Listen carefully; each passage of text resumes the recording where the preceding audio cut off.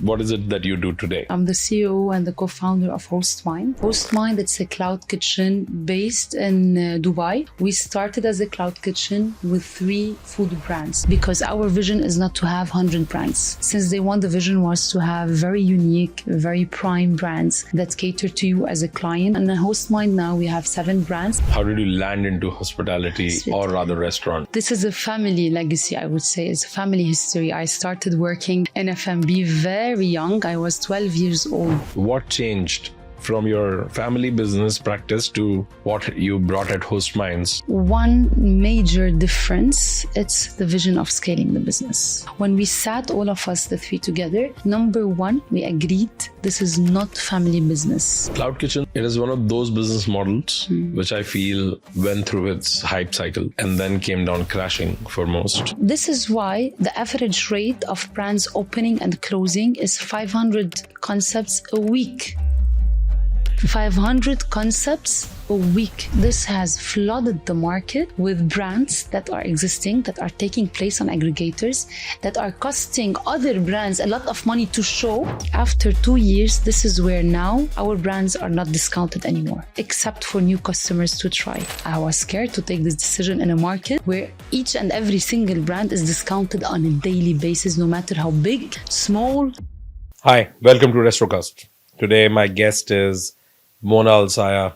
She's a co-founder and CEO at HostMind Kitchens, a cloud kitchen company based in Dubai, doing fabulous concepts in sandwiches, burgers, salads.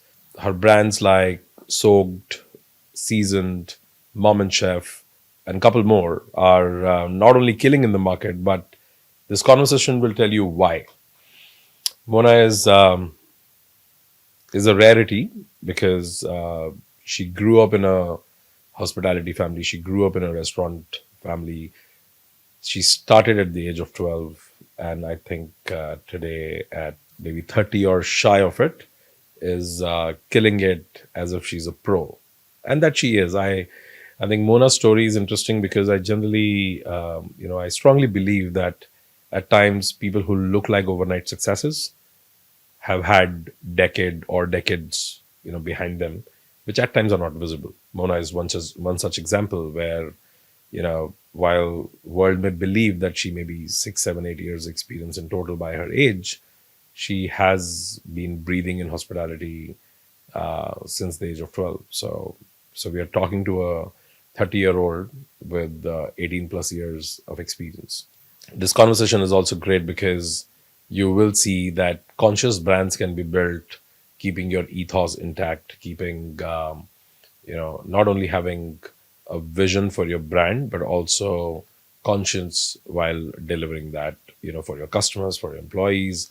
What do you stand for beyond gimmicks? For example, one striking thing about Mona's conversation with me was very early on, she qualified.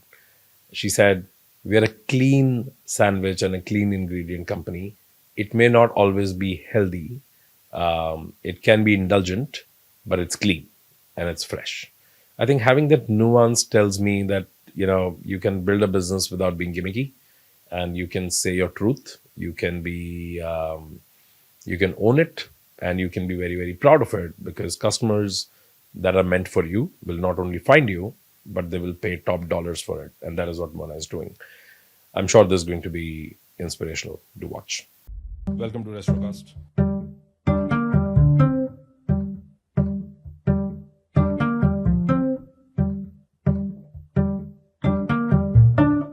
But Mona, welcome to Restrocast. Thank you. I'm so happy to be here on this session today, actually. Looking forward for the discussion, and I'm excited since it is unscripted. This is why I'm excited. Absolutely. And I don't know where this is gonna go. And I think we are going to take you to the, dark or bright is perception, but we are going to take you through a nostalgic journey. Cool. That's cool. Well, what is it that you do today? So basically, I'm the CEO and the co-founder of HostMind. HostMind, it's a cloud kitchen based in Dubai. We are not just a cloud kitchen. what makes us a bit different is that we started as a cloud kitchen with 3 food brands. To anyone who does not know what cloud kitchen is, it's basically a delivery only kitchen. We are restaurants available on aggregators, Deliveroo, Careem, Noon, Talabat, Zomato, all of these. And we deliver only through these aggregators. We don't do physical restaurants. Trust me, anybody who's watching this, they know what's involved. So we started as 3 brands at HostMind: Soaked, Seasoned, and Burgered. Soaked, it's a sandwich brand. Very organic, very nice concept to share or single or to party as well. It's a very nice, cool concept. The second one, Seasoned, it's healthy and a salad brand. The third, Burgered, is a very nice burger concept. After this, we grew these 3 brands to become 7 different brands. We introduced more and more brands to our cloud kitchen. Mm-hmm. And this is where we decided we need to stop, because our vision is not to have 100 brands. We are not a cloud kitchen that want mass number of orders per day. Since day one, the vision was to have very unique, very prime brands that cater to you as a client the same way that we would cater to ourselves.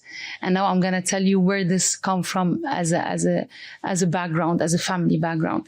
So HostMind now we have 7 brands that are available online.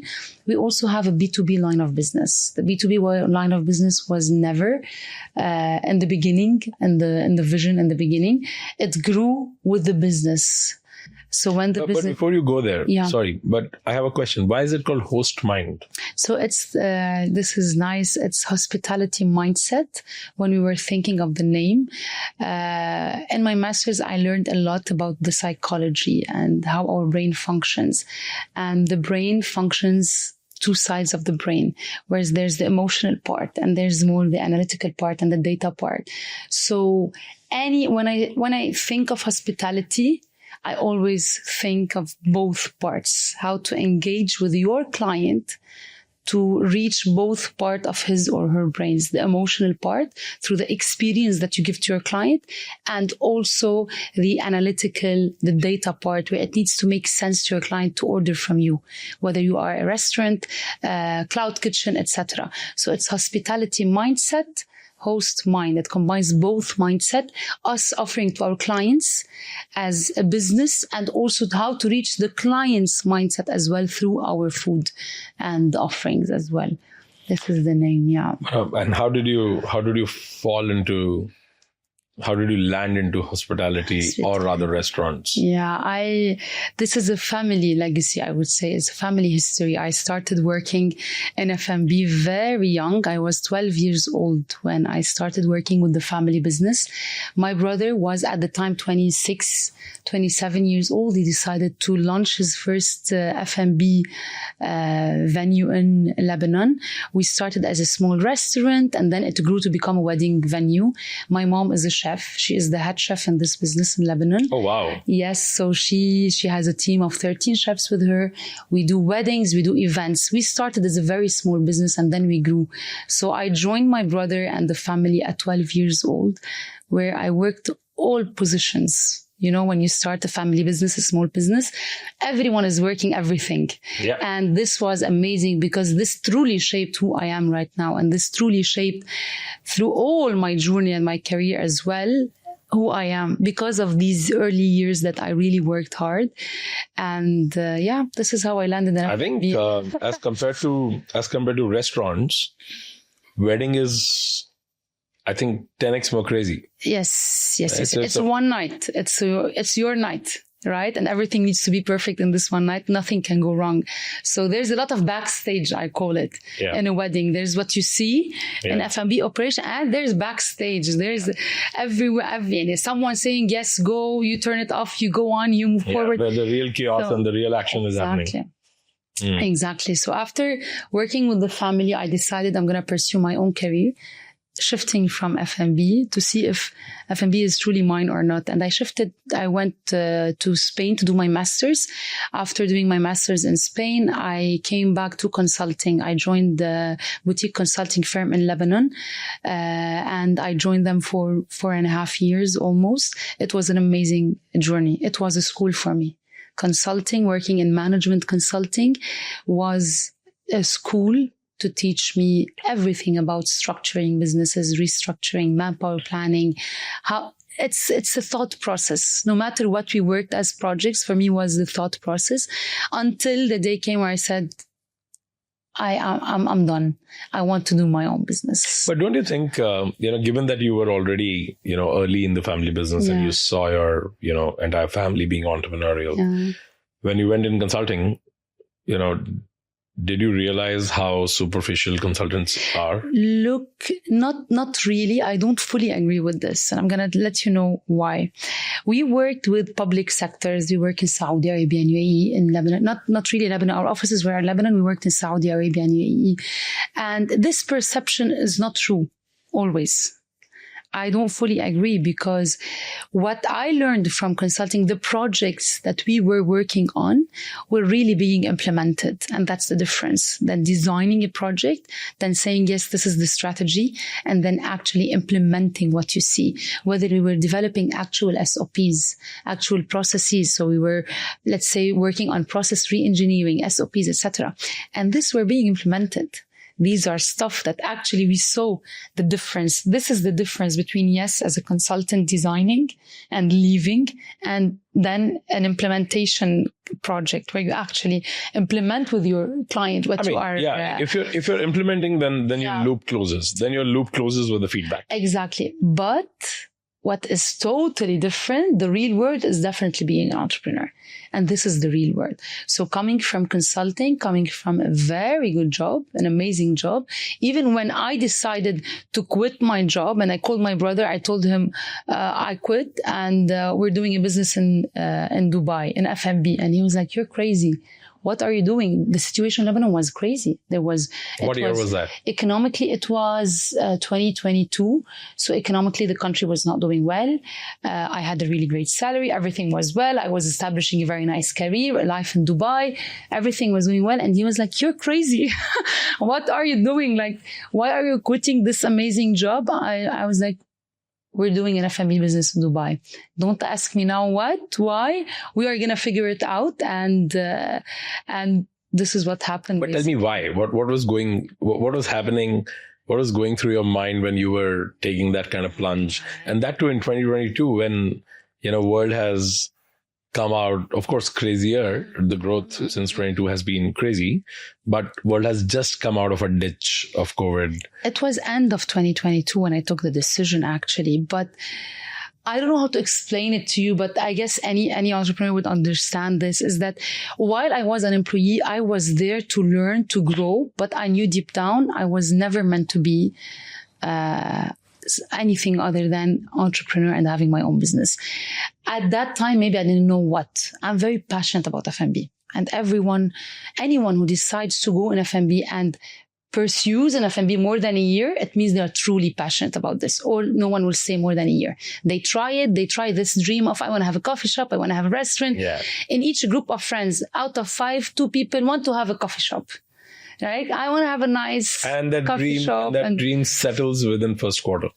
Exactly. And people don't know this. So when when I was an employee, I knew deep down, this is not something for life for me. I'm here to learn. Mm. And even when I decided to go to consulting, my family was a bit surprised. Like, we have our own business. We do good. Why are you going to consulting? Why are you going to work for other people while we have our own business? And clearly it was for me to learn. I knew that I was very young. I needed to learn a bit more. I'm still very young right now, but at least consulting years gave me a different view on business. It was a school for me, officially. And it's not only from the projects, it's from the people that you work with, that I'm still very close friends until now.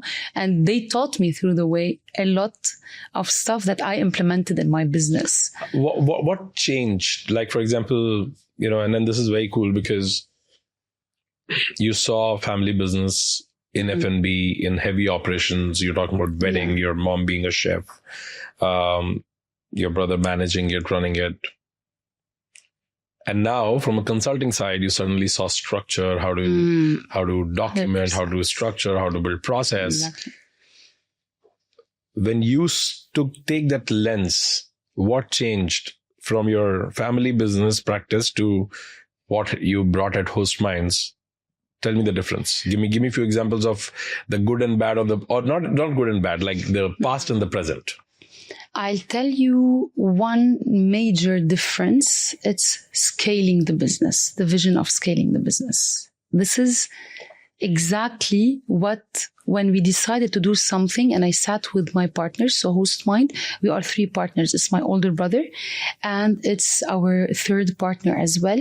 When we sat, all of us, the 3 together, number 1, we agreed this is not family business. This is not a family business. My brother and I in business, we're partners. We're not siblings. And this is very clear. When we enter the room, we keep the family outside. We talk work and then we're the best siblings ever. But this is not a family business. SOPs, processes have to be implemented on each and every single, even my mom fly all the way from Lebanon to develop some specific recipes. The moment she's in the kitchen, I have an agreement with her. I tell her, you're the most important person in my life. You're my mom. You have every say in life. In the kitchen, it's not your say. In the kitchen, there's processes, SOPs. In Dubai, that you need to. In Lebanon, do whatever you want. I have no say, 0 say, right? You're the ruler in Lebanon. But here, please respect, because it took a lot of time to set the team on this track and to set the team on certain processes and SOPs for us to be able to scale. So this is the difference. Family business is amazing, is good money. You grow fast, you grow good, etc. But when you come to the phase where you need to scale, you need to bring it outside Dubai, you need to franchise it, this is where it poses. And this is where you need to go back to 0 to start formalizing, standardizing, making everything documented, etc., which takes sometimes a year or 2 sometimes to do if a business is big enough. So this is what we really focused in Dubai, said since day one, no, we're focusing on scalable business. We want to build the brands that are franchisable while maintaining premium quality, not commercial, not mass production.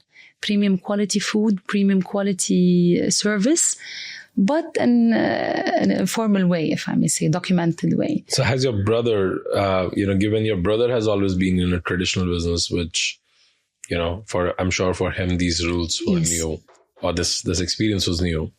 How has he changed as a partner in HostMind? And has he taken some of these learnings back into, his business? Of course.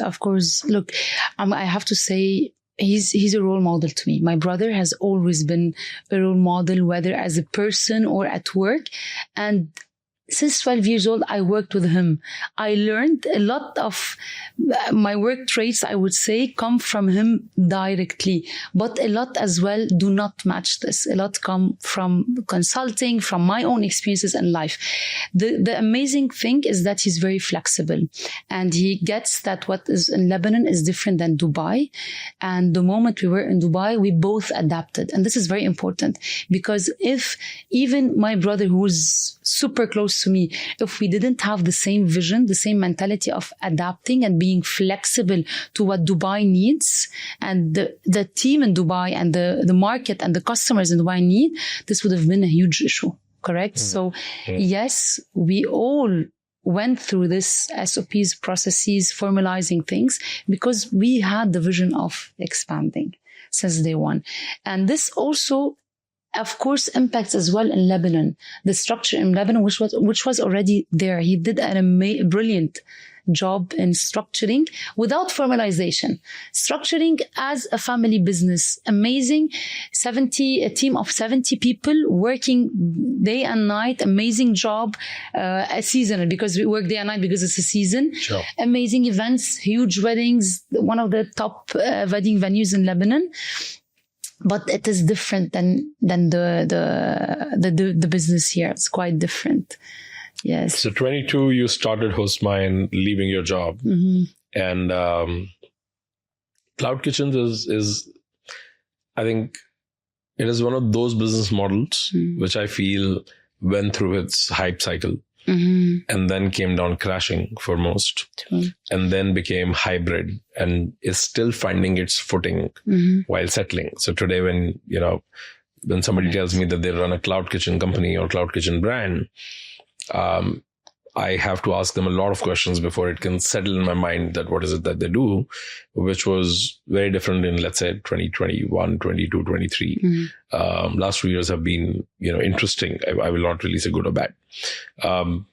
What has been, I'm assuming that, you're only selling on aggregators and there are no physical stores yet. Yes, exactly. Exactly. So you don't have any physical stores, right? No physical stores. Correct. So only cloud. Yeah. So I just wanted to make sure that, we're on the right question. What has been your learning for past 3 years, given in cloud kitchens, people are coming with random stuff. Anybody is spinning any brand. One kitchen is spinning 100 brands. They're almost just populating or crowding digital marketplaces like, Talabat, Kareem, etc., all the aggregators. And they're hoping that, some orders will come from somebody who may want either the cheaper food or who may fall into my funnel because they just discovered me and they want to try it. I don't know what's the viability of that business, but it is extremely difficult to build a brand which is purely, cloud kitchen based and does not have a trophy store or a main store on the street. How's been that, and what is it like? Just open it up for me. What your brands are, and what's the journey been for last 3 years? Sure. What you're mentioning is super accurate, if I may say, and definitely you're way more experienced in F&B as well than I am, and what you're saying is for sure accurate. A lot of brands are having the misconception of opening a cloud kitchen where we just open any brand, we launch it, and we move forward. And it's very easy to fall into this cycle. I don't want to say trap, because not always is trap, into this cycle, because it's very easy to launch a brand on aggregators, right? You set up a license, you pay, you have the money, you launch it within 1 month, if you're accurate on execution, etc. And this is why the average rate of brands opening and closing is 500 concepts a week. A week. Sorry, come again? 500 concepts a week. In UAE. In UAE. On aggregators. Open and shut off in 1 month. Open and shut off, because you are just launching a brand. It doesn't cost me anything. It costs me a couple of thousand dirhams. I'm gonna launch the brand. It worked. It did not work. I'm gonna shut it off. Why? Because I already have the setup in my kitchen. I have the ingredients. I have the team, co-training. Cost of launch or cost of testing is nothing. And this has flooded the market with, as you said, with brands that are existing, that are taking place on aggregators, that are costing other brands a lot of money to show on aggregators, right? Because of the organic, because of the distance, because my kitchen is a bit further than your kitchen. So your brands are keeping my kitchen, my brands below organically, visibly on aggregators. And this is a huge impact. Brands who want to stay cost a lot of money. This is exactly what I want to say. Brands who are launching just to launch, they're going to close in a year or two. Brands who are there to stay, even the biggest cloud kitchens, without naming them, the biggest cloud kitchen in Dubai, their brands that are known are brands that have legacy, that have been in the market for years and years and years. The brands that we open as shadow brands, or that we open just to launch a brand, this is a brand that's going to shut off soon.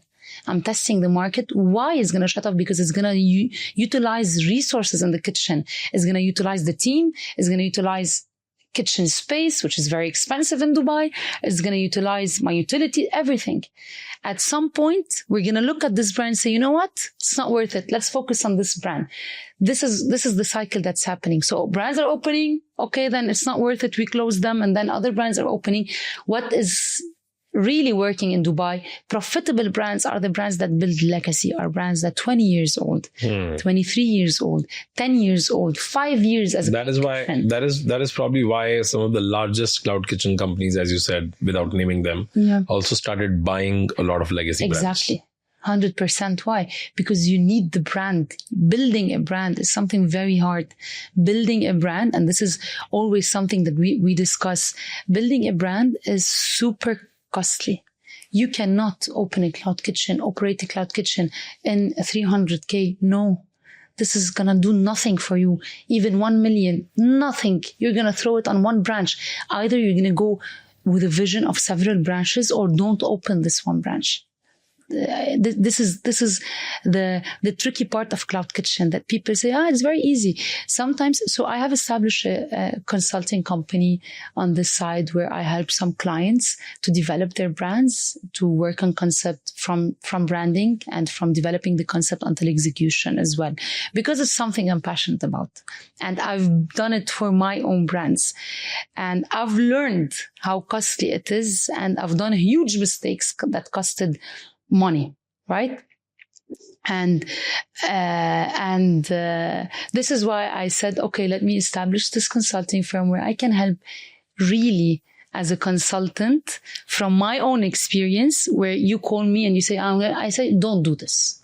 Don't. That was my question. Do you say no? Yes, definitely. Because otherwise it will feel like that you are the reason why 500 concepts are getting launched every week. No, definitely. I would sit and say no. Last week I had a meeting, and this was also one client who wanted to grow their brand, and it was really good business for HostMind.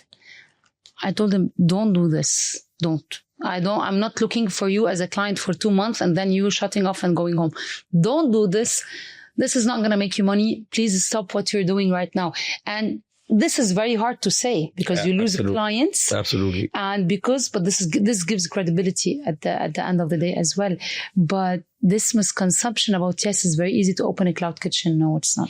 What was your, break down the journey for me. So you started Cloud Kitchen in 2022 and end of 2022, I would say beginning of 2023, officially we launched. 23 beginning. Yeah. And what was the first brand that you started? Soaked. Soaked is my first. So Soaked, how did you break that, how did you create that space, that small crack for Soaked, for it to be recognized in the market, in your TG, while, fighting these 500, different brands unloaded a week?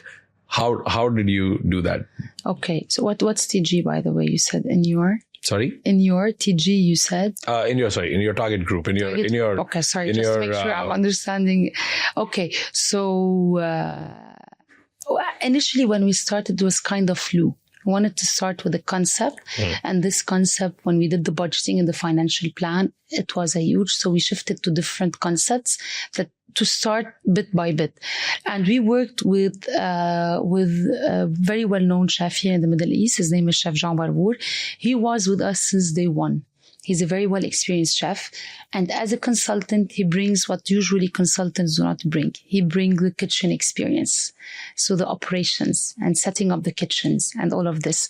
And this is where, when we sat all to start our 3 brands, we launched Soaked first, which is a sandwich to train the team bit by bit. And you are going to see how the process of brand started from easiest to the most complex one. So we started with Soaked, a sandwich concept. All the brands of HostMind focus a lot on clean ingredients. We have clean labels. All our stock, you go any time to any kitchen, you are going to see clean labeled ingredients. We focus on clean food, which means not cheap brands. Our brands are considered a bit higher than the market rate. If you want to eat nice food, fresh food, clean food that you would cook for your kids at home. This is exactly where you how trust, think. Where you can trust ingredients and process. Exactly. And Soaked, we launched it at a sandwich brand. The bread is an organic bread, no additives, no preservatives, homemade. And it's a sandwich concept that you eat clean food, but it's not a healthy concept. You have fries, sandwich. It's not a healthy. It's comfort food, but clean. I know that at least I'm eating a clean sandwich. After it, we launched a bit of healthy sandwiches, where you can order a clean sandwich without the fries. If you'd like to add a bit of calories on it, more comfort food on a Friday night, your Soaked is your answer. So we introduced different ranges in Soaked. After it, we introduced seasoned. very healthy, very trendy brand, catering to the trend of healthy living, of we want to eat a nice meal. I was not a salad fan. Till now, I'm not the best salad fan. It's not my first choice, but it has been growing amazingly. Season, and it's the trend. People are going to healthy food, to salads, to a nice meal. We choose to do also very clean ingredients, definitely, and very fresh daily production. And what we worked on Season is to give you salads that you wouldn't waste time at home to make them. It's not a 4-ingredient salad. It's minimum 12 ingredients to give you a nice meal with all the nutritional facts that you need. And it's not as easy to prepare at home, or else why I'm going to pay 60 dirhams for a salad of 4 ingredients if I can do it at home. Even me, I will do it at home. Correct? Anyone with economic sense will do this at home, right? So we wanted to do something that really takes time for you to prepare and to provide you something that really adds value on the table. And this is all our salads you would see. Minimum 10 ingredients to 12 ingredients, very high in protein or high in fiber, depending on what you are looking for.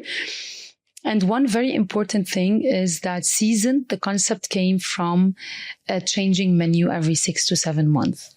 So it is seasoned, 'D, and the menu is summer salads, fall salads, winter salads, and spring salads, and all season salad.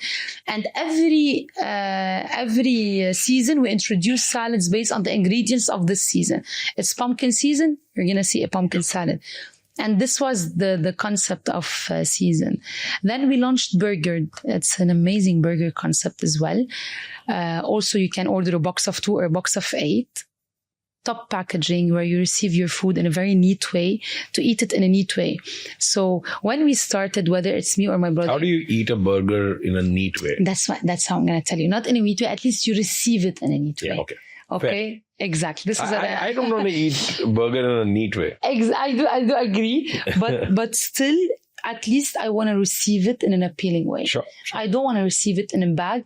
And this was also one of the main things we worked on in all our brands. If you see and check all our brands, perfect packaging that cost me a lot and decreases my profit margin. But still, I insist on this because customer experience is very important. I want to receive my salad in a perfect shape. I don't want to receive my salad spilled or open No, I want to receive it in a perfect shape, and I want to receive my sandwich, a nice sandwich. I don't want to receive it half of the ingredients. I want to receive an appealing one.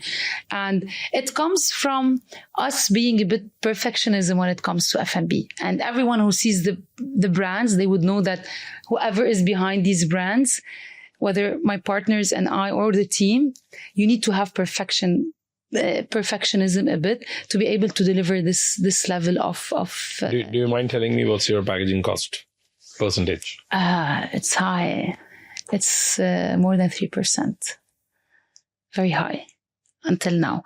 I'm working on it. We decreased it. I started at 3.2. We reached like 2.7, and we're still working on it. This is gonna definitely decrease when we scale more, but I really wanted to keep this for now. And it made a huge difference for our clients, because whoever is paying for our food, our target client are not people who are aiming for a 20 dirhams meal. This is not, if you want 20 dirhams meal, I will tell you, don't waste your time on here because I cannot afford this, right? So our clients, and this is feedback I got from clients, by the way. I never forget when I received a call, and I received a call from a client. He's like, we're paying for this food because we love your food. Make sure next time to send me 1, 2, 3 in the packaging. Do not be cheap on the packaging. This call changed everything for us as well. Wow. Because our target client, our average order check is 70, 80 dirhams. They are paying for good food per one meal. They want to receive it perfectly. Imagine a client telling me this, and I was like, oh my God. And when we launched, all aggregators had my personal phone. So you call for the restaurant, I reply to you because I want to... You would have missed this insight otherwise. Exactly. And I want to listen to the clients. Another client in our brands, let me continue also. Sorry, I drifted from the brands. Yeah. Another client called and he said, add pine nuts. We want this. This is our childhood Lebanese food. Add pine nuts to it. Pine nuts are very expensive. So my brother shipped for me pine nuts from Lebanon, specifically from a village in Lebanon that has the best one. We shipped them here to Dubai to add to Mom and Chef, which is our Lebanese and Levante food brand, to add pine nuts, and we increased the price, and people loved it because they really wanted this. I'm giving you these examples to show you that when you know your target market, Correct. You can increase your packaging costs, because later on with the scaling, I'm going to decrease it. You just need to be patient, that you're not going to make the profit now. You're going to a bit deviate it. And that's where one way to also say this is, and I totally believe in what you're saying, right? Because I am that buyer. I am that buyer who's going to, not eat from cheap places. When somebody gives me buy one, get one free. Exactly. That's the easiest way to shoo me away. Exactly. Because I'm like, okay, I'm not taking this for sure. But more than that, I absolutely understand that a buyer who is willing to spend a lot more just wants to make sure that you're reliable and you're exactly deliver what you promise, is gold. How did Mona, you conceptualized these brands and you brought them to life. Yes. Already big deal. But how do you bring this awareness to your target customer? So how did you find your target customer? And especially aggregators is like, it's a jungle. It's wild, right? Problem with aggregator or digital marketplaces, according to me, is not only the fact that there's a lot of discount mongering and there's a lot of, deal hunters. Problem is that even the ones who are not those people are being shown the same restaurants and same deals. It's almost shoving down your throat, right? And that creates a lot of blindness for discovering good spots. How did you market your brands? How did you find your TG? How do you capture that TG? This is very hard, and I'm not going to say that we mastered this in the first year. No, it was very hard because we were fighting with brands that had different agendas, if I may say. Some brands have totally different agendas. They want to stay on the top, even a 50% discount, and they want to just target certain number of orders per day. And this is very hard to compete with, right? Because at the end of the day, I cannot give 30% and 50% on my brands. There's no way I can give 30% even. There's a partner with us on the table, a huge partner, which is aggregators. They are the ones that make money the most in the first couple of years. So how I'm going to give you 30% and then come to the aggregator, tell them, thank you so much. This is 35% for you. And then the food cost and then the operational costs and where are we going, right? So this has been very hard to reach the number of orders that we reach today. And it took 2 years. This is not easy at all. Some brands, sometimes I know brands that took longer as well to be able to reach a certain number of brands, because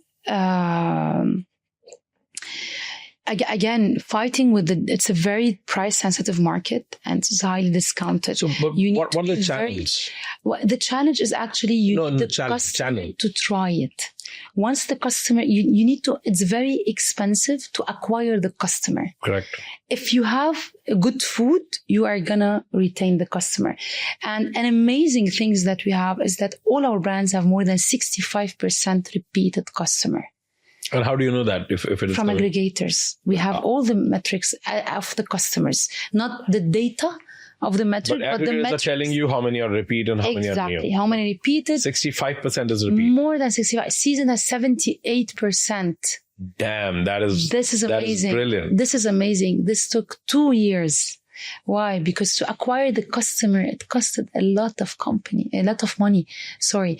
It costed, I'm going to give you a bit of financials if you want. Like, to acquire one customer, sometimes it can cost you per order up to 6 dirhams per order. This is massively expensive. Why? Because on aggregators, sometimes when we put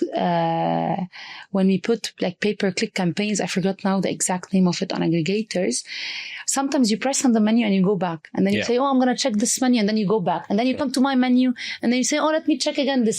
This 3 times costed me 15 dirhams. Every click is costing 5 dirhams. Imagine. And then you decide to order Mom and Chef from one of our brands. Until you decided to order, I already paid for the aggregators 15 dirhams. This is huge. But then you decide, you taste, you check the ratings. Oh, wow, we have good ratings. You taste it, you're there. But until you taste, this is a massive investment. And this is why at the first year, it's very hard for you. You need to focus how to target your market, how to target, to target who are your customers and how much you have to spend on it. And aggregators marketing is very efficient. There's a love-hate relationship between us and aggregators. Without them, we cannot. Correct. Let's face it. You can't just only hate them. Like, I mean, you guys are in this boat together. Yeah, they charge us a lot. And this is where there's this tension, like, you charge us guys a lot. Let's agree on a better commission, etc., etc. They charge us a lot, but they deserve it. Logistics headache is massive. You can't even know how detailed the logistics can be on the ground unless you try it once and you deliver once yourself, and then you can live the hassle. So yes, they deserve it. They are expensive. Yes, they are expensive. Let's face it. They do deserve it, but it's very important to market on them. I do believe that aggregators marketing, it can be much more efficient in the start than social media marketing. For one main reason. 1 dirham on aggregator is going to target a hungry person willing to order now. Social media is very good now. Now I'm going to shift all spending from aggregators to social media. Now it's time to expand, to make it massive, to tell the people, yes, seasoned, Mom and Chef, to make you memorize it. At the beginning, I want you to try me, to try my food and to taste the food. Social media is for branding. Exactly. While aggregator is literally a marketing-led sales. Exactly. And you are targeting someone now. Ordering is very emotional. Yeah. It's very emotional. And this is why the first 3 years we focused a lot on aggregators marketing. And even I worked with Ayman. I love working with him. He's an expert in aggregators management. I give him a hard time, but Ayman he manages all aggregators. He has his own company, by the way, and he manages aggregators. He comes from Zomato and from aggregators background, and he knows the algorithms. He knows how to deal and we work on discounts per minute, per hour of the day. Oh, brilliant. Yeah. I know what you're saying. Per hour of the day. You know what I mean? Yeah. So, and very few, and it blows my mind how few operators really go that deep. Yeah. I mean, you have to. Every operator keeps, crying about, aggregators being costly, but very few really go deep, in optimizing their spends on it, optimizing their menu, optimizing their price. Exactly. And that can do wonders to a brand. I've seen a lot of brands who've done great stuff on that. Yeah. And you have to work with professional people who are experts in this. It's nothing related to the regular marketing. This is not regular marketing. Okay, so I'm in whatever business you get from this, please send the commission. Yeah. No, but this is because this is very, very important. Yeah. And aggregators marketing, once we first start, the first year I used to do it my own. And I would spend 2 hours of my day minimum working on this. And I couldn't maintain this with everything that's happening, a growing business, a team of 30 people. FAB is 24/7 business, right? And then launching a whole B2B line of business, which is a total other company, right? Under one company. So this is where I needed to outsource it. And it is really very important because you can optimize and it's going to get you good returns. But you need to be very patient. It took 2 years. After 2 years, this is where now our brands are not discounted anymore, except for new customers to try our brands. And this is very hard. The moment I called and I said, we're removing all discounts on all brands. I was shaking at home because I'm like, oh my God, what if tomorrow my sales are going to drop 50%? I was taking this decision with my partner, and I'm calling Ayman saying, we're stopping discounts. I'm scared. I was scared to take this decision in a market where each and every single brand is discounted on a daily basis, no matter how big, small, new, old brand, you're discounted. So 2 years we've reached this now. Thank God, yani, and we're doing good. 65 and 78% still speak to me a lot. I think that's amazing. Congratulations on that. Not a small one. Thank you. But when your understanding of a brand is so clean that it requires a lot of money, it requires a lot of investment, and you also don't want to do everything. Why did you become 7 brands in a single cloud kitchen? Why not just 2 or 3? I'll answer this later on, but between you and me, 7 brands, what we launched at the 7 brand was a smart launch, I would say. Our 7 brands are smartly designed with consultant, with Chef Jean, who comes from a cloud kitchen background. We designed it in a way that it's as if we are operating 4 big brands with the same ingredients. We created new menus, etc., etc., etc., and we launched the other brands without any more hassle. It doesn't mean that these brands are going to grow a lot. No, the additional small brands were done to reduce waste, to keep things moving, to keep our fridges very fresh, because nothing is kept for the other day. And this is very important, So this is why we said 7 brands. We have soaked, seasoned, burgered. I already spoke about them. Cooked, it's a pasta brand. It's a premium pasta brand. The pasta we use in Cooked is used in fine dining Italian restaurant. So even when you order the shape, you would see, this is what I get in a fine dining restaurant. Yes, we are doing it in delivery in affordable prices, but it's a very nice pasta and premium quality products. The 5th brand is Mom and Chef. Mom and Chef is a very dear brand to my heart. It's the mom, the home cooking, the traditional food of your mom, and the chef, innovative, how to make it in a cloud kitchen, how to deliver you freshly cooked now, live cooking. I'm going to focus on the word live cooking to your door in 40 minutes. So this is where Mom and Chef come from. Chef is Chef Jean, our partner consultant chef I told you about, Chef Jean Barbour. He is the chef. Mom is my mom, and is every mom at home cooking. So it's not only, when you go to Mom and Chef, it's not only Oriental and Lebanese food. Why is this? Because our moms, Arab moms, do not stick to Oriental and Lebanese food. And this is something different about Arab moms. I've seen I have friends from all around the world, and I've met most of their moms, and I've seen this difference. And when we were discussing, Chef Jean and I, about this brand, we said a Lebanese mom would do on a Sunday lasagna. Right? She would do bolognese. She would do steak and fries. She would do with mushroom sauce, salmon, etc. Chicken curry. Our mom, they are cooked, whereas you don't see an Indian mom cooking tabbouleh and hummus, right? You don't see a British mom cooking kibbeh, our food. You don't see British mom cooking. Basically. but you get the idea what I mean. So this is where Mom and Chef comes from. It's Mom and beautiful. Chef, and it's not a Levantive or Lebanese cuisine. Our clients are from all around the world. And this is nice, because even the Instagram page, I really focus that Mom and Chef is not Lebanese. Our content is not in Arabic, and it's not only talking to the Lebanese and Arabic people, because it's for everyone. It's literally a brand for everyone who's looking for home cooked food. Yani.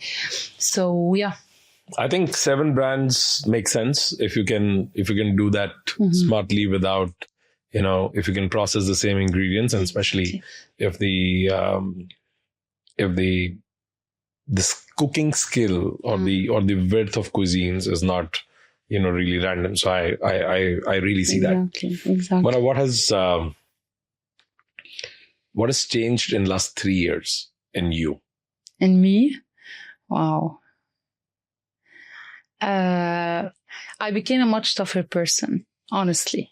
Much tougher person. It's I know that I'm very detail oriented and it's not easy to work with me because I will be demanding, but because before demanding, I would have thought of the full process. I would have drawn the process 10 times with the contingency plans, A, B, C, D, etc. So when I'm requesting something with the process A to Z, I know that I am demanding, but for a very specific reason to reach ABC. So what changed me, I guess, it's that I became a bit of a tougher person handling situations. The first few obstacles I faced, I was more scared than now. Like now I would have 10 huge situations, 10 phone calls a day. Definitely I'm going to be stressed. Definitely I'm going to go crazy. I'm very passionate. I tend to be sometimes aggressive and I'm a passionate person. Passionate. I care about my brands. I care about the same way that I'm passionate about food. I'm passionate about the team. Sometimes a client call me, say the team, I defend my team to death. But in the kitchen, I'm going to be tough. Yani, no one is going to cross me or my brother to go to the team. No, it's us.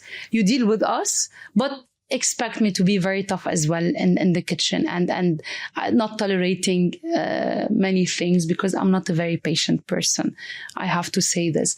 So what changed me is a bit tougher when it comes to dealing with obstacles, that some obstacles that were huge for me 3 years back are now a regular phone call on a Sunday morning, which is cool, which is fine.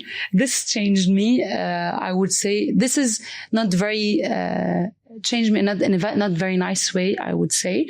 But what changed me in a positive way, I would say is, wow, I learned a lot. No, the first one is also positive. I mean, first, why are you saying that first one is not in the? Because sometimes people tend to see you're tough. You're. I understand. I know what you're saying. Have few nicknames and at work that, people are calling you like Hitler. Yeah, exactly. Of course. This is of course. Yeah, this is exactly what's being called. So this is not something I'm proud of, and I'm really working on trying to calm down. But I am passionate, and they know this about me. And the team who is really with me after 3 years are people that know that I'm not going to tolerate some things, but at the same time, you can call me 1 a.m. I'm going to be there for you, but no mistakes. And I have this default, how do I say, inconvenience in me, but I'm trying to work. I'm trying to learn. I'm still young as an entrepreneur. I'm trying to become calmer. My brother would tell me, at 40, you're going to be calmer. You're still 30. You're still very aggressive, very passionate. When I say aggressive, it means, khalas, I want in 2 days. I'm not going to waste time, waste money. I want to open this branch in 12 hours. It's 12 hours. We're going to all work 12 hours, standing, including me and my brother on the ground, but we're going to do it. Yeah. This is what I mean by very aggressive, very sharp on the execution. What's the difference between Mona, the employee, and Mona, the entrepreneur, that you feel, oh, wow, that's quite a stark difference? Wow, that's nice. I never thought of it. Mona, the employee, is calmer, is very hard. Both are very hard worker. Both are very high achievers. And I have to say, I really work hard when I want to work on something, determination, etc. This, yes, I'm aware of this. But what is major difference is that,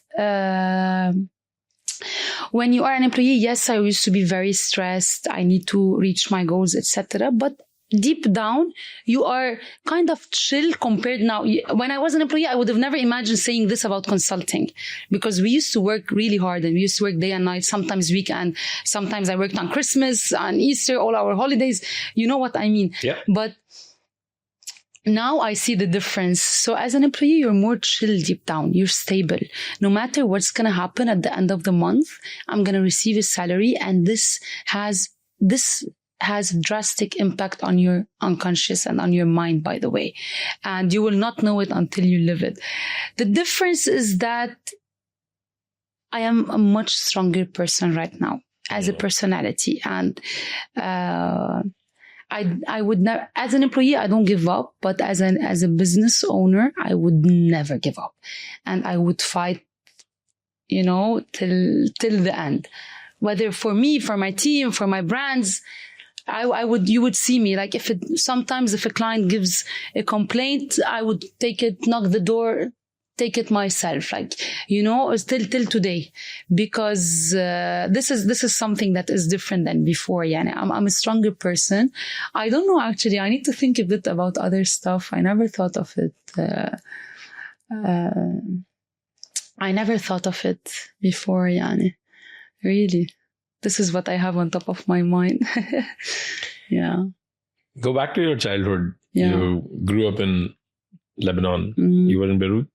Yeah, in the mountains. No, I live 40 minutes away from Beirut. Yeah. Beirut. Yeah. And, you told me that you started working in the family business at a young age. So, elaborate more on that as you were telling me. But my question is that, what were your formative years like? What is it that you remember the earliest time when you started working in the family business? Because for a kid in your formative years is when your personality is blooming, right? But it is the time when you're really for the first time experiencing who you are. Yeah. And whatever you feel about yourself from the gain and the loss or the, win or, or a failure, you start telling yourself certain things that becomes, who you are. Let's go there. Yeah, that's good. That's interesting. Actually, at teenage is it's I don't know, it's tricky because it can have, how do you say it? Like, it can have two impacts. Yeah, you can go both extremes. For me, how it formed my character is that,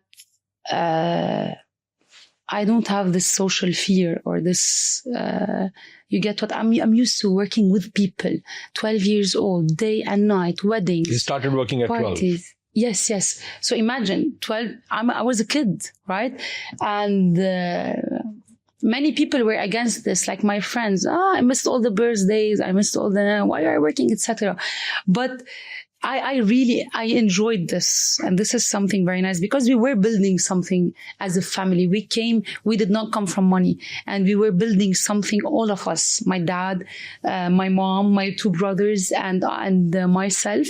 Even the best friends of my brothers were all with us. So it was really building something from scratch. Like my brother he was a musician, and he was doing really well as a musician, and he sold his keyboards and had to open the business. So it was something where we were all into this, right? My dad, my mother, everyone. So my parents never had the money, but they gave any kind of support that you would imagine from. My mom stood till today. She's 64 and she's a cancer survivor. And till today, she's every single day in the business whenever she's even Dubai. When I call her, she flies all the way to come to do recipes now in Dubai. Can you imagine? So they gave all this support. So we were doing it with all emotions, with all heart. And I never thought of it that, I'm a kid. I should be, partying or birthday party or whatever. I don't know. But it really shaped how I speak with people. It really shaped how, I can read people easily. I can know the different types. F&B is where you see all types of people. Yeah. Really. Men, women, kids, old people, young people, all types. Good people, bad people, everything. And I dealt with all of these types of people, right? What were you doing as a 12-year-old? What was up to your skills? Cashier. I started as a cashier, and customer service, like in the restaurant, waitering, helping people around. This was part everyone was doing, right? And I started, as a cashier. And it's funny because I still have some character traits that are still the same. I'm impatient in the business. I don't have patience or tolerance for wasting time, and clients who are disrespectful, zero tolerance as well. Teammates, I still have now. I'm laughing because I remember some stuff that I still have the same characteristics, but I learned how to deal with these people as a cashier. And then when we shifted to a wedding venue, I was the wedding coordinator, and then I had a small agency in-house where my friends and I where I established this agency for hostessing, where we welcomed the guests and we sat them. So I was handling all the coordination of the wedding, which is something very detail oriented, which is something very stressful. And it's nice. It's the rush time of the wedding where I have to say, you go, you sit, And this is where I knew that I will never be able to be in a position where I sit and I say, yes, of course I will do this. Yes, yeah. Okay, as you wish, I will do this. Yes, sir. No, this is not for me. I can't do this. And it's funny because in the master's, we did the psychology test. And the first thing she told me from all these childhood questions is that you can never be in a position where you can work in a company with zero autonomy and with fixed processes and with, it's not me. So this is definitely shaped because of work, yani. And so dealing with people is mostly everything, because no matter what the job I was doing or the task I was doing, it's people. Do you, you made a very important point, and I think anybody who starts working early in life, no matter what age, goes through exactly the same experience where, your friends, your peers are having fun, chilling. Yeah. And they may actually, of course, they will ask you to come and they will feel bad that you're not coming. And then the perception will be, oh shit, you're missing on life, or you're missing on things. What was that experience? And, when you look back, how great, do you feel grateful, or do you feel grateful that you got that experience at a young age? Or do you feel, oh, damn, I could have lived, let's say, another 5 years of, teenager life? Teenager life, yeah.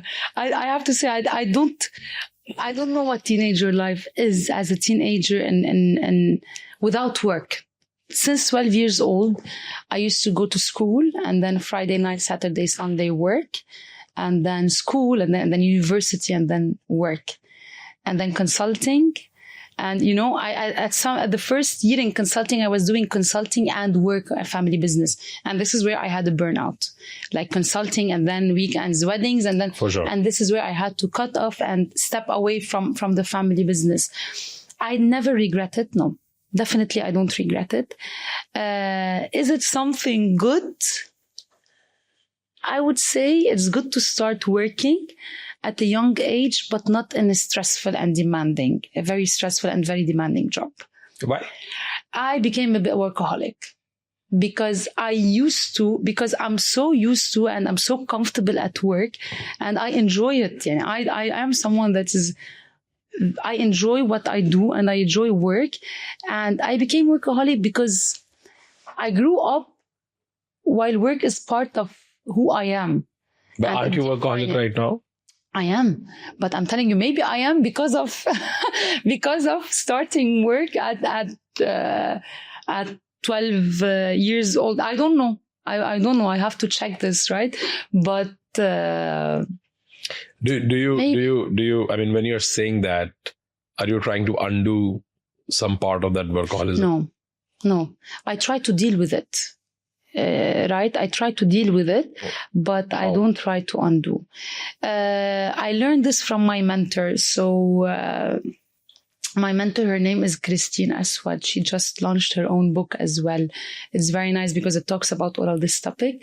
She's the CEO of Dunkin' Donuts in Lebanon. And wow. Yes, she has this community, and I'm part of her community, woman empowerment. And one time I was in one session, and everyone who was in this session saw that I was not okay. I was in a phase where I lost 20 kgs. I was not doing well.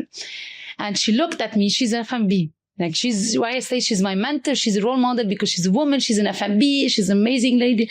And she looked at me and she's like, remember the cycle of life. And this is a cycle. This is only a phase that you're going to cross, and it's not going to be this way. So while I am still a workaholic right now, I know that this is a phase. I know that this is only, I am setting up the business with my partners. We are now in this phase, but it's not going to be forever. And we are building this business in a way that I'm not going to be workaholic forever, because this is not my plan. I love life and I'm someone who likes to live a lot.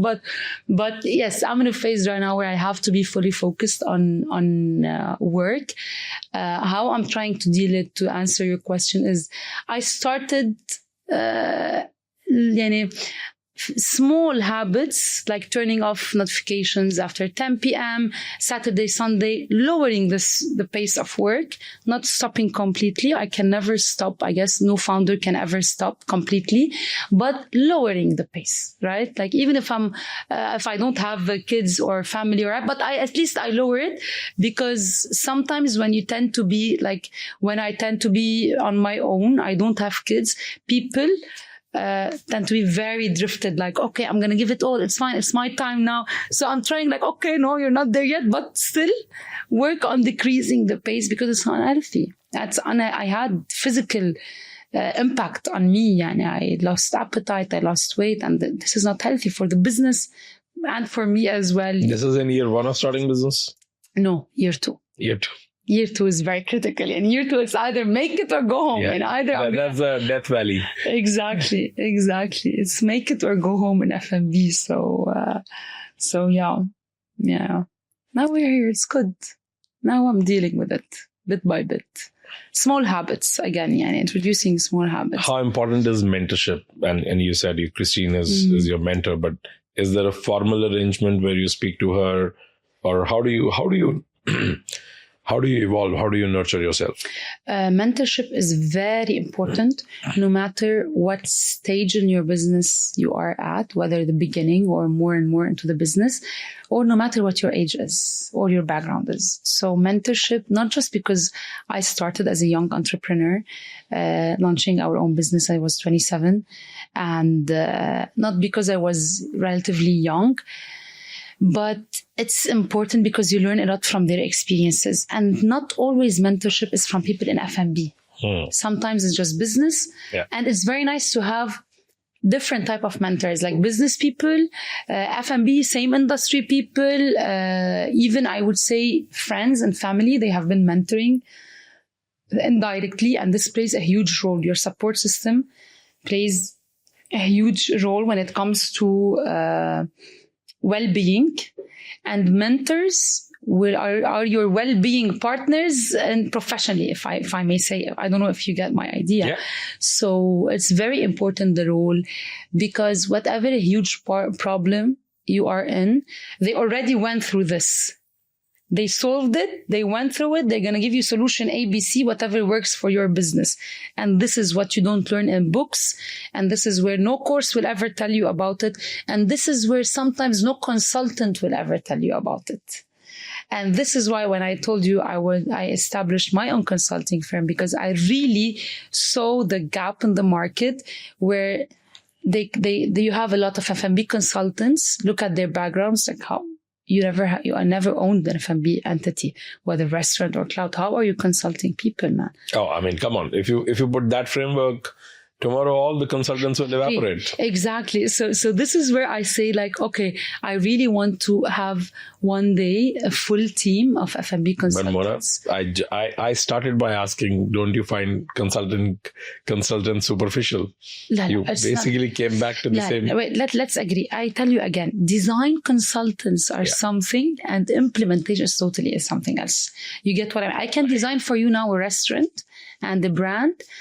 I sell you the idea in 15 minutes, right? Amazing brand, concept, international menu from all. You enter the fine dining restaurant, here this country, the bar, and then I will sell you this. It's going to cost you 15 million dirhams. You're never going to make money out of it. So I can sell the idea. I can design for you amazing concept. Down the road, it's not going to make money. So this is what I'm telling you, like implementation consultants who are with you on really processes, financials, implementation. Who have been that, who have done that. This is where, exactly. This is consulting. I'll tell you a very interesting story. I was at some conference 2 weeks back, and there was a friend of mine who was CEO of a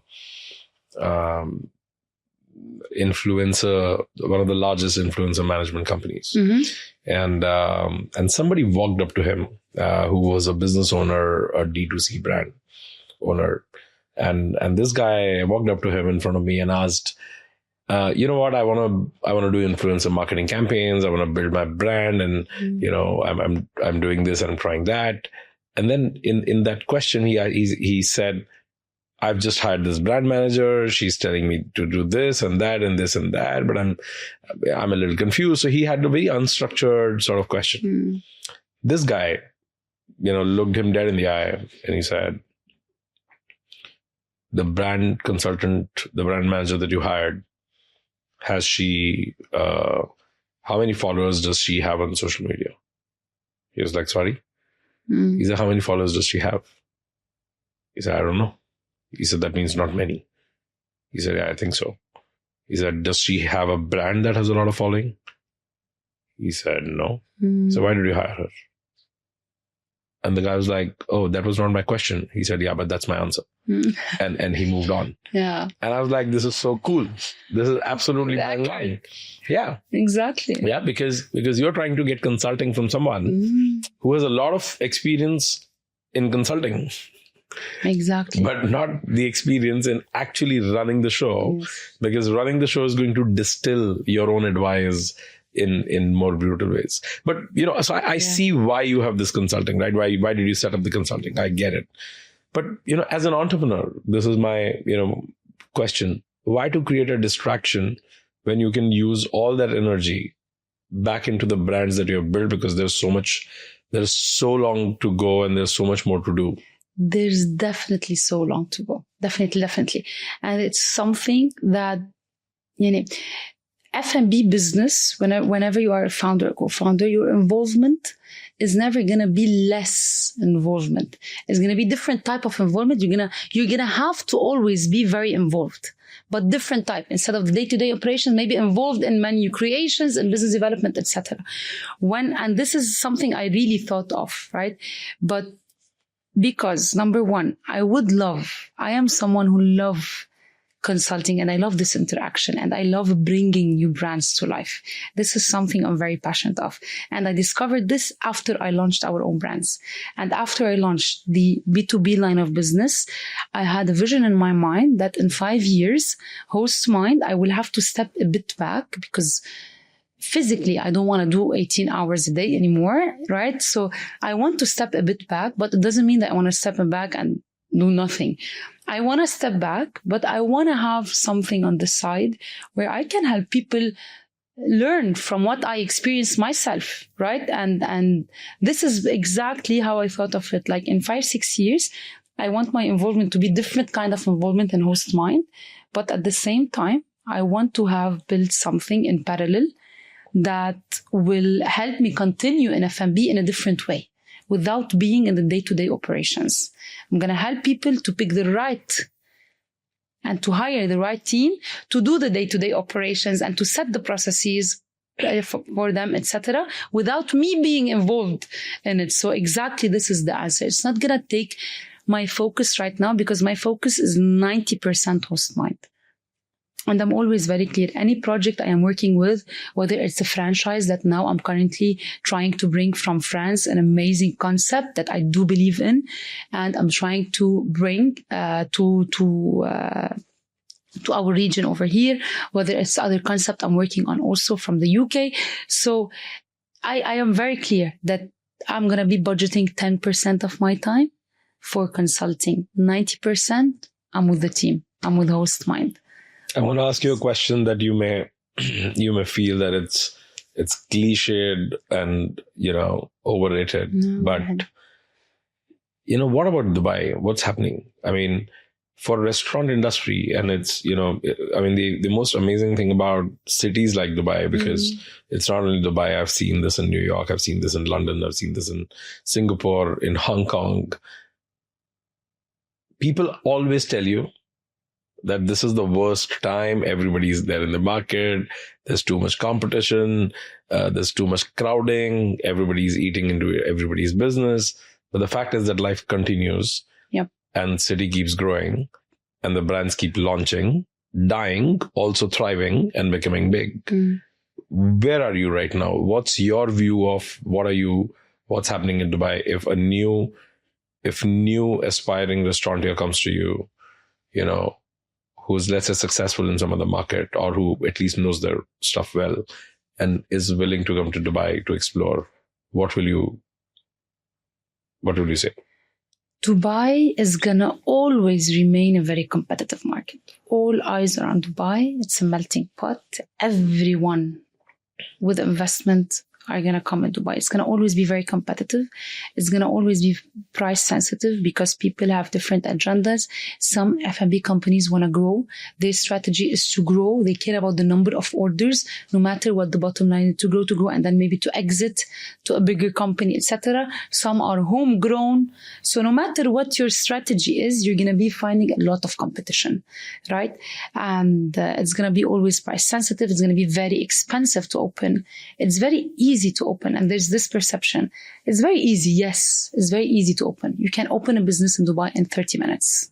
Online, nothing. You don't need a lawyer. You need anyone. You know how to read. You are patient enough to scroll down to the websites. You're there.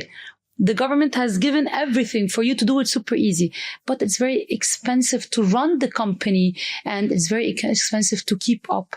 But Dubai is the door to the world.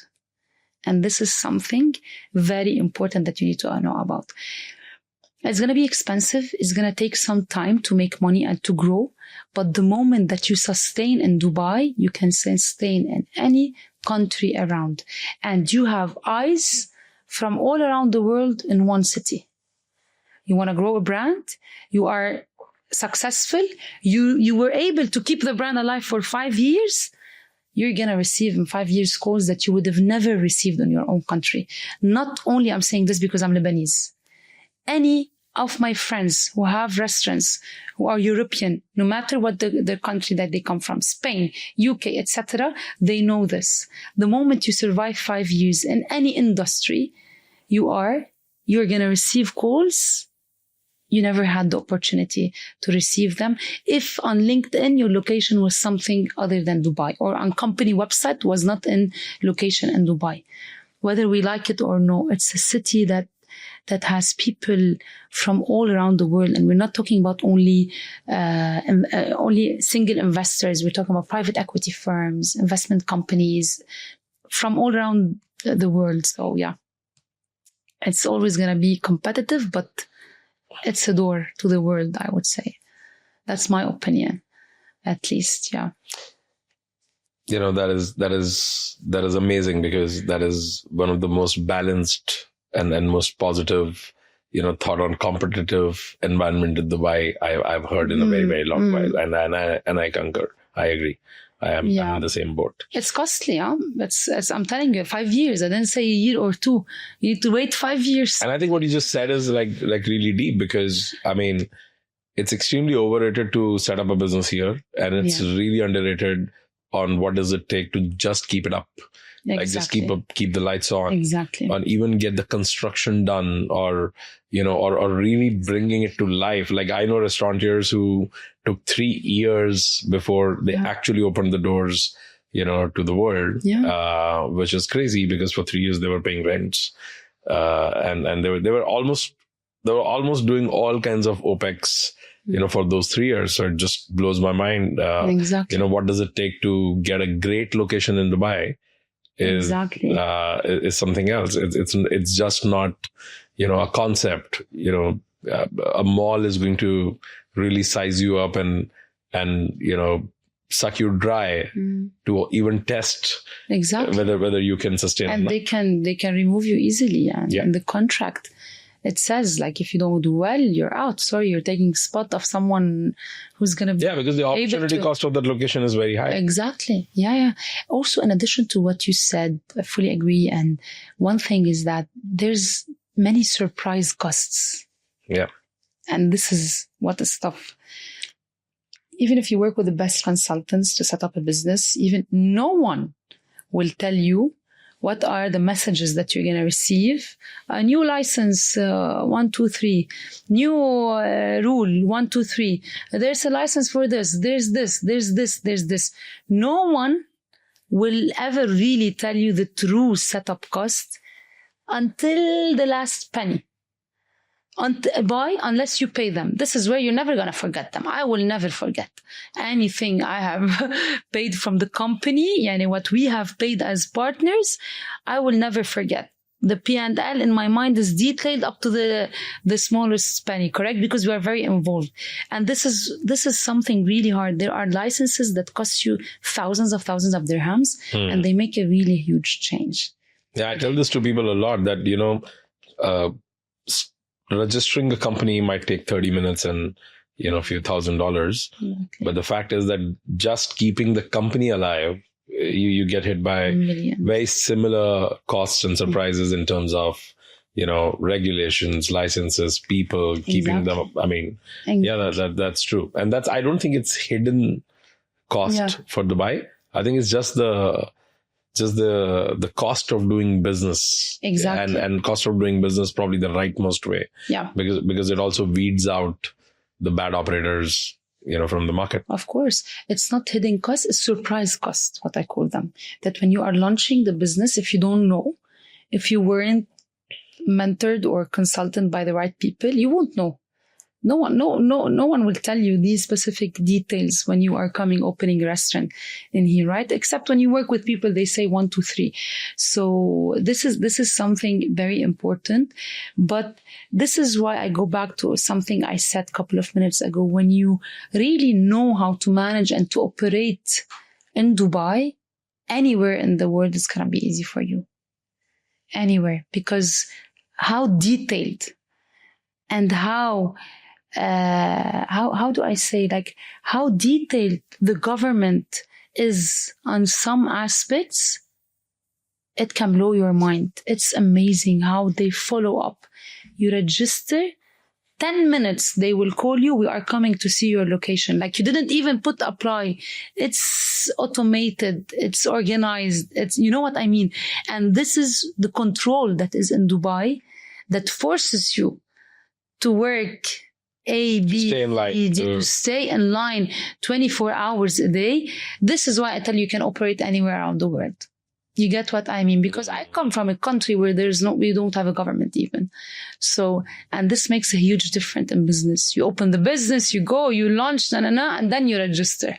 Then you worry about registering, Yeah, I think that makes two of us. I mean, I grew up in India, and I can tell you, exactly. Quite similar. So this is why I said this sentence specifically, like, how to operate here? Easy. Any city in the world you're going to be operating. Because and I worked with public sector before in consulting. Why, for example, Dubai is like this, or why Saudi Arabia is like this? Because they are working their system on best practices around the world. They are gathering people from all around the world, from all around the nationalities as consultant, sitting on one table. What are your learnings? What are your lessons learned? We don't want to do like you. No, we want to do GCC specific or Arab specific, but what have you learned from your mistakes for us not to do them again? And this is where this control comes from, and this automation, and this. Sometimes I'm surprised. We renewed the registration. The labor would call, we are coming to check up for the environment for your location, and to check that there's actually a location. Number one, physical location, that you exist on the trade license. Number two, to check if your environment is good for the employees to work in, especially in prime locations that we operate. Our central kitchen is Marina. It's not somewhere at the end of Dubai. It's in the middle of Marina, next to Marina Mall. Number two. Oh, wow. You're okay. That's your central kitchen. That's a central kitchen. Okay. And it's a totally different story. Why there? All right. And then another kitchen on Hassa Street. the biggest delivery hub and the delivery street of Dubai is Hassa Street, because it's one of the biggest delivery radiuses for us in Cloud Kitchen. So yeah, in matter of minutes, you get a call, we're there. This you don't find anywhere. It's different. It's tough. You get what I mean? 100%. Manab, did you raise any capital? Did you take any investments, or is it a bootstrapped business so far? So far it has been fully internal investment from our investor and us personally until now. And currently we are in the phase we are raising for launching our next 4 branches as well. We have some investors as well on board who are joining hopefully in the next month. And the conversations are going. Some other investors are interested in more of acquisition, but I don't think we are ready for a full acquisition right now. We still want to be involved. This is going to be the first time you'll take outside capital? Yes, it's going to be the first time. Yes, exactly.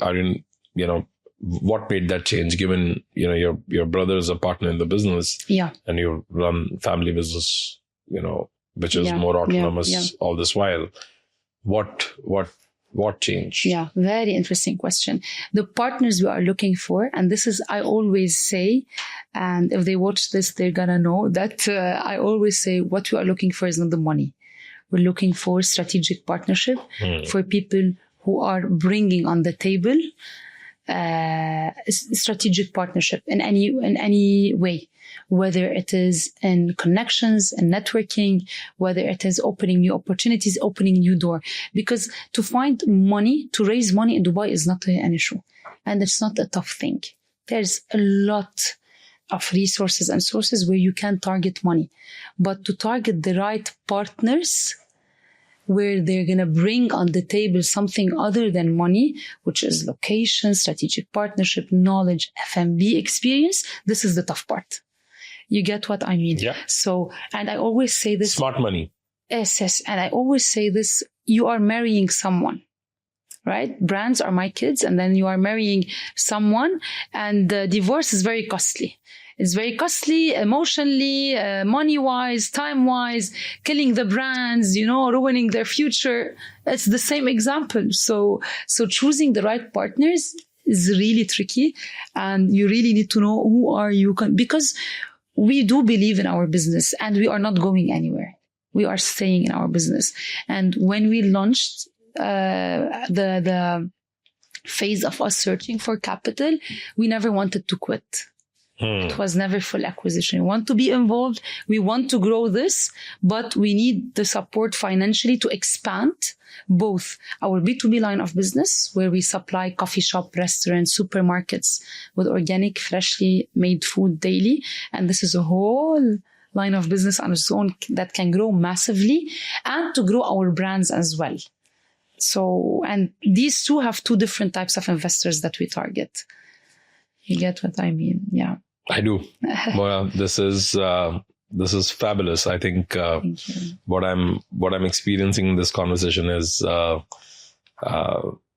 entrepreneurship done and being lived well so far. So congratulations on the success so far, and I can see there's a long way to go. For all good reasons. Thank you for sharing your journey openly, and also thinking through and going into the deep dark corners of your mind to come out with some truth. I'm sure this is going to be enriching and inspiring for whoever watches this. Thank you so much. I had such a pleasure. Time passed super fast, and I really had a pleasure with this conversation, because it's not only about the business side, but also about the personal stuff that brought you up to here. And at the end of the day, business evolves around people. 100%. So this is why I enjoyed this conversation, because a lot of your business and how you shape your business comes from who you are. So I really enjoyed this, and I'm looking forward for the result of it. Thank you so much for the opportunity. Thank you. I appreciate it.